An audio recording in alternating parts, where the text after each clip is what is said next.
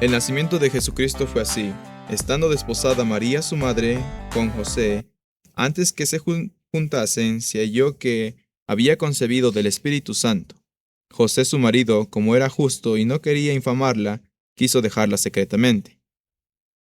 Y pensando él en esto, he aquí, un ángel del Señor le apareció en sueños y le dijo: José, hijo de David, no temas recibir a María tu mujer, porque lo que en ella es engendrado del Espíritu Santo es, y dará a luz un hijo, y llamará su nombre Jesús, porque él salvará a su pueblo de sus pecados.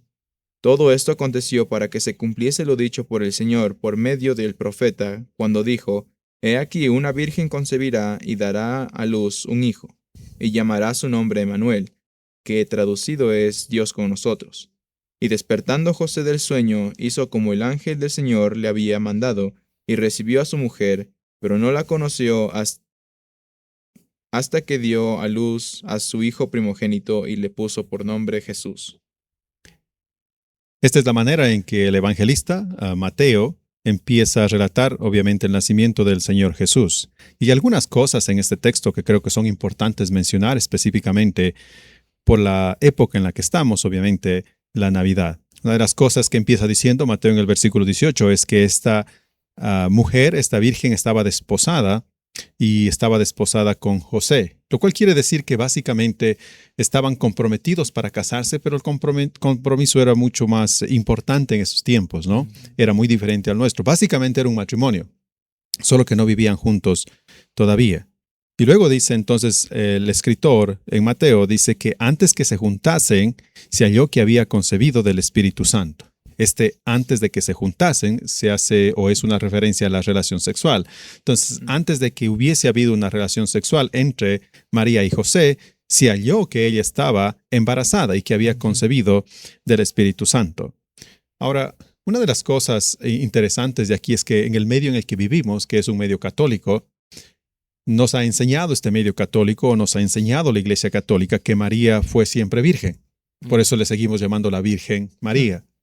Y nos dice la Iglesia Católica que ella fue virgen antes, durante y después de dar a luz a Jesús. Y ciertamente, lo cual implica que ella nunca tuvo relaciones sexuales con José, lo cual es extraño para mí, siempre ha sido extraño. Si es que Dios creó a la familia, si es que Dios creó lo que es la sexualidad, si es que Dios creó la sexualidad para el matrimonio, ¿por qué negarse a pensar que ella, la Virgen María, pudo tener más hijos con José, pudieron tener relaciones sexuales como si fuera pecado, Claro. como si fuera algo malo, como si fuera algo sucio, como si fuera algo de qué avergonzarse?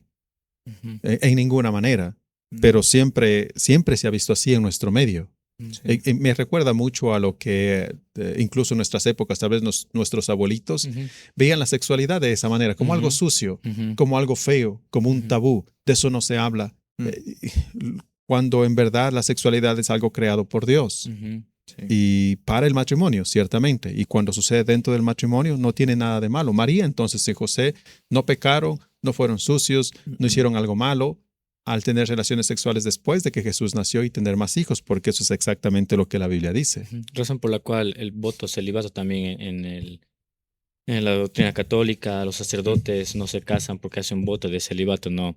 Yo no sé si es que pensando en precisamente porque es malo en sí o porque quieren mantenerse supuestamente puros, lo cual otra vez, como estamos bien mencionando, no hay de qué mantenerse puro, ya que la sexualidad dentro del matrimonio es algo puro. En sí misma es pura, en claro, sí misma es dentro del pura, matrimonio. es ¿sí? buena, ¿no? Creo que antes ese era lo que se decía, pero se ha cambiado la conversación y se ha cambiado la idea. Últimamente lo que yo les escucho decir, recientemente hace unos 4 o 5 meses escuché decir, no, que ellos simplemente han tomado el voto de celibato porque se han casado con la iglesia. Esa es la idea, han decidido casarse con la iglesia. Pero nota cómo han ido cambiando, porque antes era diferente. Exacto. Ellos pensaban de manera diferente y sí lo veían a la sexualidad como algo del mundo. Carnal. Exacto. Era de la muy carne. carnal. Y por eso mejor se apartaban a un monasterio o a algún lado las monjas, para no estar con el mundo. Y parte del mundo era tener una relación sexual. Entonces, esa es la cosa. Y bueno, y luego el versículo 18 sigue diciendo, ¿no? Y nos muestra claramente que que fue un acto divino, no un acto humano en ninguna manera. Y esto es muy importante entender, porque obviamente Jesús creemos que fue parte de la Trinidad. Y aquí vemos cómo fue concebido, por decirlo así. Entonces, la concepción, la impregnación, la fecundación, como queramos llamarle, es un acto del Espíritu Santo. Y es importante mencionar Exacto. que este no fue un acto humano. Es decir, no que Dios tomó forma humana y tuvo relaciones sexuales con María, que es lo que muchas sectas nos dicen que nosotros estamos diciendo. Ustedes están diciendo que Dios vino a tener relaciones sexuales con... No, en ninguna manera. Dios no tiene cuerpo, Dios no tiene un cuerpo físico y dice específicamente que fue aquí el Espíritu Santo. Tampoco estamos diciendo que un tipo de, no sé, extraterrestre vino, se juntó con María y Jesús nació. Obviamente no, para nada. Aquí se nos deja en claro que fue un milagro, que vino el Espíritu Santo y que de alguna manera, entonces milagrosa ciertamente, depositó la semilla dentro del vientre de María y desde ahí en adelante todo ya fue normal. Los 9 meses, los dolores del parto, absolutamente todo fue normal. Sí. Fue la concepción que fue el acto milagroso y no tanto, obviamente, lo que viene de más. Lo demás fue totalmente natural en todo sentido. Luego, obviamente, nos cuenta la historia que José, al escuchar esto, al entender esto, al ser informado de esto, él la quiso dejar secretamente. Y obviamente entendemos por ese lado que José la amaba de alguna manera, porque si le hubiese dicho él públicamente esto, él hubiese pagado las consecuencias. Y parece que esto era el mejor para él. Desde su punto de vista era el mejor camino, la mejor acción. Porque por último María pudiese haber dicho, él me violó, él me hizo daño, y si ven, el que se fue y me dejó, muestra que él me hizo daño, que él es el culpable. Y ella no pagaría las consecuencias. Pero José estaba listo de afrontar aún eso. ¿Y por qué? Porque le quería a María. Vemos que había un amor de parte de ella. Y el ángel ciertamente se le aparece, después esa es la historia, ¿no? Y le dice, no, esto no es así. Lo que sucede aquí es que es de Dios. No es de ningún otro hombre. No te ha sido infiel, no ha cometido adulterio. Es que viene realmente de Dios. Y en ese punto, una de las cosas más maravillosas para mí sucede. Obviamente eso cambia la perspectiva de José. Pero lo maravilloso es que lo que hasta ese punto para José fue el peor momento de su vida. Imagínate yéndote a casar. Y yéndote a casar te informan, sea ella o alguien más, que tu futura esposa o tu esposa está embarazada de alguien más. Es algo inconcebible realmente. Y no, ni siquiera puedo imaginarme cómo José se sintió. Pero lo que hasta ese momento para él fue el peor momento de su vida, la peor noticia de su vida, ahora se vuelve la mejor noticia de su vida y todo se da la vuelta. Y ahora lo que José estaba sufriendo, en lo que estaba sufriendo, ahora no tiene problema en sufrir al saber la verdad. ¿Verdad? Porque él va a sufrir, ciertamente. Claro. Todo el mundo va a saber. Y vemos en los evangelios que incluso los fariseos siempre le decían a Jesús, les reclamaban que él no es realmente el hijo de José, que era un hijo ilegítimo. Entonces, él está dispuesto a sufrir por eso, porque ahora sabe cuál es la causa. Claro. Y eso para mí realmente siempre me llena de fuerzas. Porque lo que el mundo muchas veces nos dice a nosotros es que lo que creemos está mal. Tener relaciones sexuales antes del matrimonio está mal. Ya a veces está bien mentir, cosas. Todo lo que creemos es malo para el mundo. Pero cuando entendemos quién lo dijo, por qué lo dijo, quién nos manda a hacer eso, a mí realmente me llena de fuerza para seguir adelante. Está bien, tú puedes decir lo que quieras, como el caso de José. Tú puedes decir que mi hijo realmente es un hijo ilegítimo, que alguien más estuvo con María, que yo soy un tonto, soy un mandarina, soy lo que quiera. Y me creo todo lo que me dice María. Tú puedes decirme lo que quiera, pero yo sé la verdad. Y porque conozco la verdad, ahora estoy listo de afrontar esas consecuencias. Y eso realmente a mí siempre me llena de esperanza, el poder entender lo que José pasó, pero al mismo tiempo, obviamente, él hizo al entender la verdad. Y claro, creo que lo más, no sé si lo más importante, pero una de las cosas más importantes es lo que le dice el ángel a José. le dice que Él va a venir, que esto que es en el vientre de María es del Espíritu Santo, y dará a luz un hijo, dice, y llamará su nombre Jesús, porque Él salvará a al pueblo de sus pecados. Y esto es súper importante, yo veo en nuestra cultura especialmente, porque es importante entender que en nuestra cultura muchas veces el pecado ya no es pecado. Claro. El pecado ahora es creer que hay pecado. Ese es el único pecado que existe.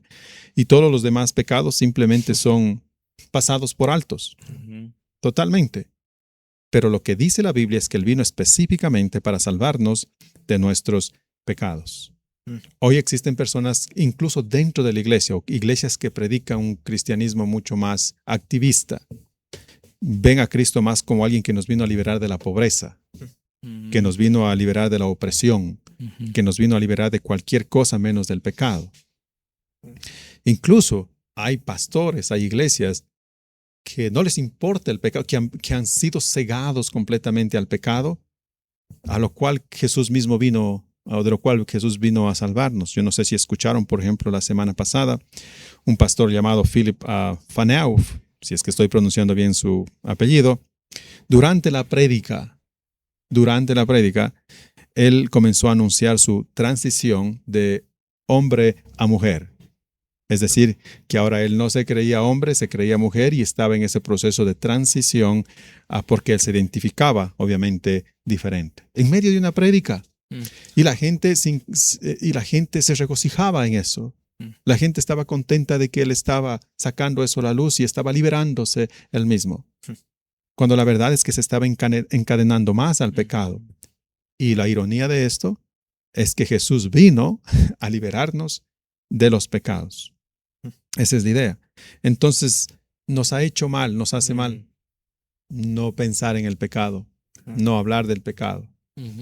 Como digo, ahora el único pecado es hablar de pecado. Hace algunos años atrás había un psiquiatra llamado Karl Menninger, psiquiatra norteamericano, ni siquiera cristiano. Y él escribió un libro llamado Whatever Happened to Sin? ¿Qué le pasó al pecado? Él siendo psiquiatra, uno se imaginaría que algún pastor, algún teólogo, pero él no. Y él lo escribe diciendo que la idea de pecado en la sociedad era buena. Que aunque él mismo no creía en este tipo de cosas bíblicas, pero la idea de pecado era muy buena en la sociedad. Él dice, por ejemplo, en ese libro, que lo que antes se consideraba como pecados serios, por lo cual habían reprensiones y cosas por el estilo, que lo que antes se consideraba como pecados serios, ahora se considera simplemente delitos pequeños o enfermedades. Y lo que antes se consideraba como pecados no tan serios, ahora son vicios, comportamientos simplemente violatorios de la ética, tendencias antisociales, errores, incapacidad para adaptarse o estilos de vida alternativos. Todo, dice él, menos pecado. Y el punto de Menninger es que al sacar la idea de pecado de la sociedad, estamos justificando todo lo demás. Claro. Y él hasta como psiquiatra dice, hasta eso, él como no cristiano dice, eso está mal. Y nosotros como cristianos deberíamos enfatizar esto en esta Navidad también, que lo que Cristo vino a hacer es a salvarnos y a liberarnos de nuestros pecados. Totalmente. Y junto con eso, yo añadiría dos cosas más en esta parte del pecado que es importante. Cuando la Biblia habla del pecado, ustedes recordarán, o la liberación del pecado, generalmente nos da más información, por lo menos dos cosas más. Primero nos dice que Cristo vino y nos libera de la paga del pecado, que es la muerte, ¿verdad? Romanos 6:23 dice, porque la paga del pecado es la muerte, mas la dádiva de Dios es vida eterna en Cristo Jesús, Señor nuestro. O sea, aquí Pablo está hablando que lo que nos viene después es la muerte y la muerte eterna en el infierno. Cuando Cristo nació, vino entonces para pagar por ese pecado y salvarnos ¿de qué? Del fin en el infierno. Esa es la idea. Pero hay algo más, y esto es lo que más olvidamos. La Biblia también dice que cuando Jesús vino y nos libró del pecado, también nos libró de la influencia del pecado que tiene sobre nosotros, o la esclavitud en la que el pecado nos tenía. Y eso es lo que no nos gusta recordar en ninguna manera. Romanos 6:14 dice, por ejemplo, porque el pecado no se enseñoreará de vosotros. Ya no es su jefe. ya no es su Señor, ya no es su amo, pues no estás bajo la ley, sino estás bajo la gracia. Note entonces como el cristiano, ustedes pueden notar que ya no es nuestro amo, ya no tenemos que servir al pecado. ¿Por qué? Porque gracias a Cristo fuimos liberados de eso. Sí. Si nosotros nos quedamos con lo primero, nosotros nos quedamos que Cristo vino a salvarme del infierno y decimos amén a todo eso. Pero cuando tenemos que cambiar nuestra vida, cuando tenemos que dejar esos vicios, cuando tenemos que dejar de chismear, cuando tenemos que dejar de mentir, cuando tenemos que dejar de ver pornografía, decimos no, ahí sí no. Ahí necesito un psicólogo, pero no necesito a Cristo. Claro.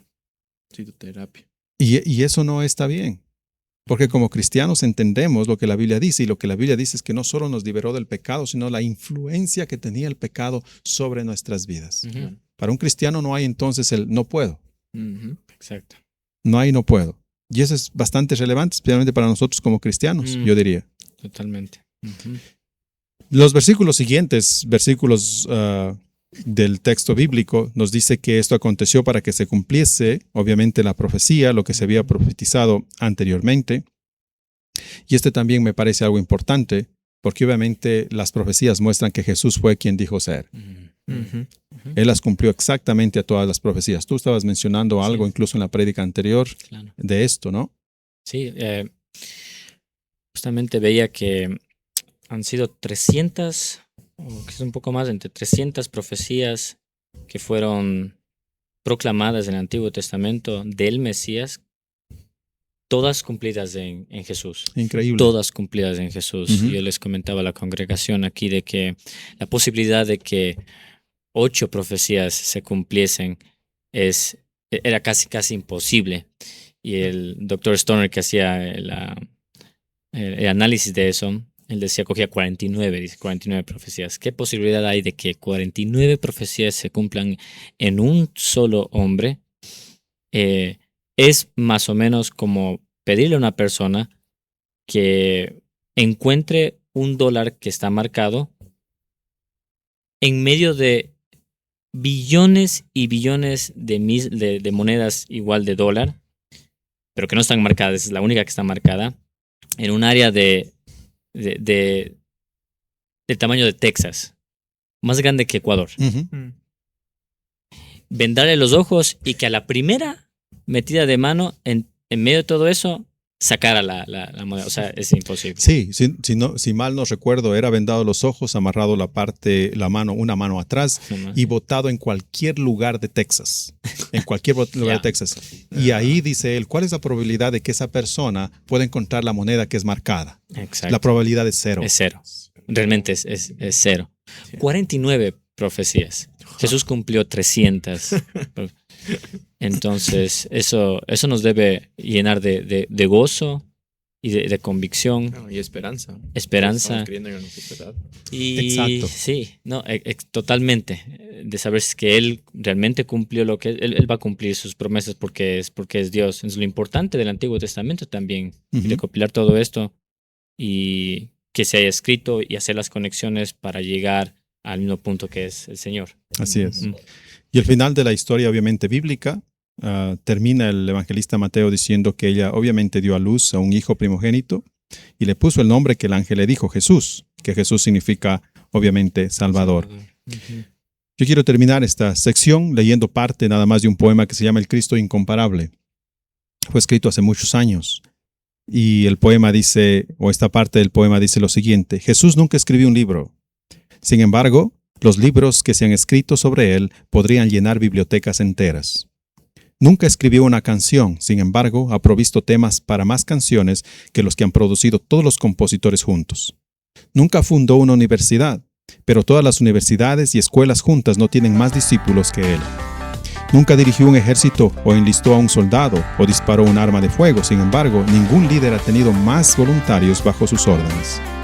Cada séptimo día de la semana, la actividad humana cesa y las multitudes van a adorarle. Los nombres de los grandes estadistas de Grecia y Roma florecieron y han quedado ahora relegados al olvido, pero no así el nombre de Jesús. Herodes no lo pudo destruir y el sepulcro no lo pudo retener. Él está sobre el mayor pináculo de la gloria celestial, proclamado por Dios, reconocido por los ángeles, adorado por santos y temido por los demonios. Ese es nuestro Señor y Salvador.